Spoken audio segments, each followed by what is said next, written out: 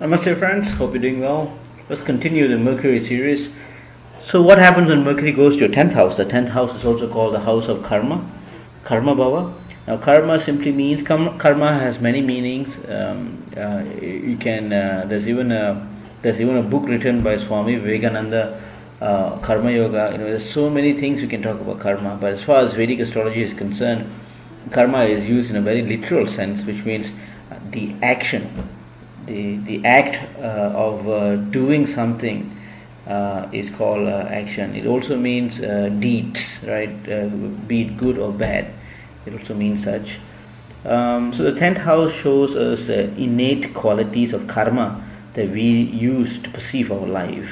Okay, whatever impressions that we carry from our previous birth, also called as the vasanas in Sanskrit, Vasanas, that we carry forward from the previous life, creates a propensity, even at a very young age, on how we use the qualities of karma to perceive our life, to see our life, to do things in our life. Okay, which is why some people say there's two people and you're given one specific task to do. Both of them, chances I will do differently, although the object is to complete something, but then how they do it is entirely up to them. It's because how they see world. Both of them, they see world differently, right? So why do they see differently? Even from small babies, small children or young children, even like toddlers, each of them have their own ways of doing things, right? Some would need their parents to feed. Some of them would just eat by themselves. Why does this happen? Why isn't there a uniformity in this world? It's simply because we carry forward our propensities from our previous life. Our impressions are carried forward, and that creates propensities. So the 10th house, or the karma bhava, shows what sort of propensity, what sort of impressions that we carry forward from our previous life or previous lives. Okay. So if you have Mercury here, your soul, is ready to take tremendous heights. It's always feeling that I have a purpose in this world. I need to move on. I need to push. I need to help people around me. I need to help the poor and needy. I need to climb the highest mountain in this world. I need. That sort of craving, natural craving of the soul is so strong. There isn't any stop for this. No one can tell you what you must do in this world. You yourself would understand, okay, I need to get certain things done. Not on a microwave, rather on a macro way. You want to see things on a global picture, like global warming, for example. You be a very important member to feed the poor and needy. You tend to join communities. You tend to join social welfares. You are naturally feel that, okay, I need to do something to this world. It's not just earn money and live. No, there is something else. There's a greater force behind everything. A sort of thought is always running in your mind. Okay, meaning it also means that you'll find equanimity. In troubled times, you'll always find equanimity within, the balance within your soul. So you can be also always appearing quote unquote cool. You've got that coolness within you. Even in a big problem, big situation, you need to do something about it. But you always look cool. You look focused. You look you're very confident about yourself. That sort of qualities you'll have if Mercury is in your 10th house, because you know exactly what's the next thing to do. Because remember, karma is all about moving on, the actions. So because when Mercury is strong, Mercury is also the karaka of managing, sorting things. So you'll do your due diligence, you'll do your proactiveness way before time.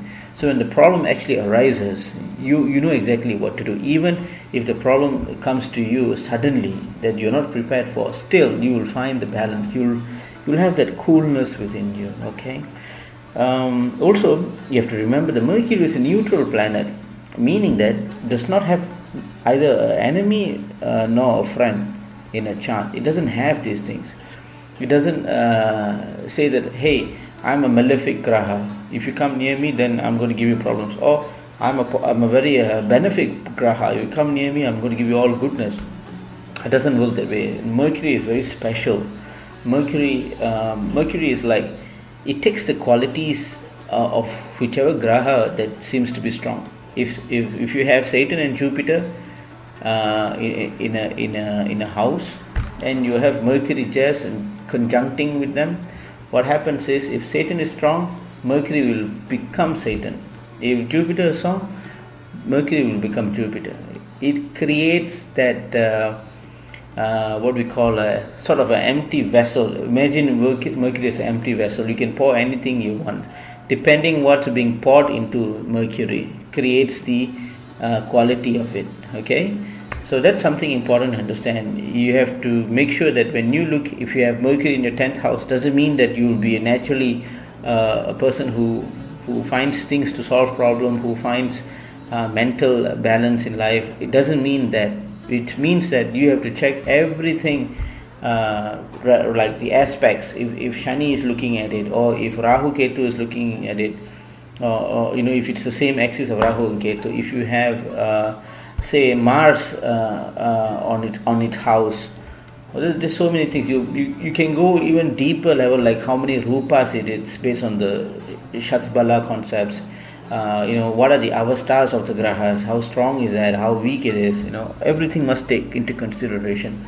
But what I'm saying is, if things are good in your charts, if you have checked all this data and you're confident that Mercury is in a good sign, it's in a good position, is in a good dignity in the 10th house, then you will have naturally what I just told you. You'll have that coolness, you'll have the balance, you'll know what to do in life. Your soul will be naturally seeking out to do good things in this world. Okay, but you see, the thing is, if you have Mercury in 10th house, still your soul will be craving to do good things in this world, but then it will have its deviousness. You see, Mercury is known for devious, just like Rahu. Okay, Mercury is also known to hook a crook, find a way to get the job done. So you will also find even if you're a person who's doing smuggling, or you're doing some drugs or something, some vice activities, yet you will be still helping the poor and needy. You will be still doing your part as this world, to make this world a better place. You will be still doing it, but then the way you do it will be different. Okay, maybe you use your untaxed money to build a hospital or something like that. I'm just giving an example here. Okay, so let me see what else we can talk about the 10th house, if you have Mercury in the 10th house. I just mentioned just now. So if it's on the same, if it's together with a strong graha, then that graha will influence it. It takes sides based on precedence of a graha, by its strength of the graha. It takes the qualities of the other planet, like it soaks up like a sponge. Okay, this makes an important reason to analyze Mercury in the 10th house. It's very important to analyze it, or else you can't say for sure how is it going to behave in your life, how it's going to influence in your life. Okay, now if you have this placement as well, you tend to take your childhood memories strong as well. You want to say when you were young, you saw this guy, your father's friend, who came to your house and he started to play the guitar, and you'll immediately create the impression within yourself, when I grow up, I want to be just like this person. I want to play the guitar just like him or just like her. That creates that paves your way to your future.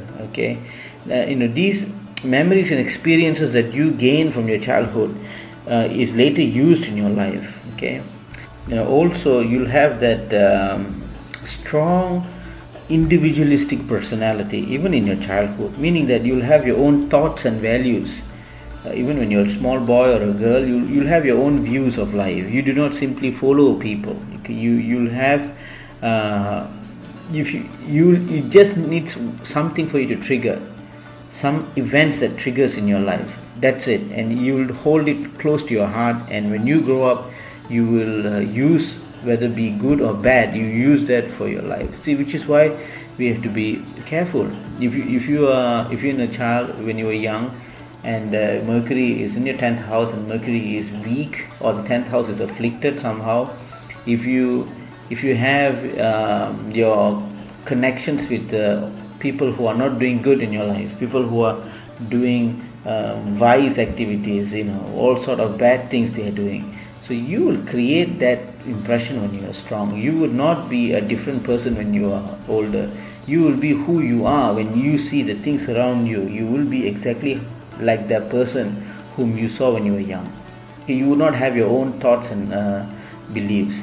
But if it's strong, yes, you will have a very strong conviction that this is what you want to be. It doesn't matter how you were born. It doesn't matter how poor you are. It doesn't matter how if you are raised by some cruel people. It doesn't matter. When you grow up, you will be successful. This is how. If you look at some important personalities in life, people who have made it big, they are basically from slums and from a very dangerous neighborhoods and all that, but they make it because their Mercury is strong, the conviction is strong. They don't care what happens in their life. As I said, this happens in both good and bad, because Mercury's quality is such. It takes sides based on precedence of the grahas. All this can be seen in your Vedic astrology chart. Okay. Now, which is why again and again I keep saying, get your charts read by a professional astrologist, see what's happening when, and you can take advantage, especially when it comes to the Mercury Dasa, you can take good advantage of it. Okay. Let's see what I can see is, I think that's a little bit about what I think Mercury would do to you in the 10th house. Hope it's been beneficial. Till the next time, thank you. Namaste.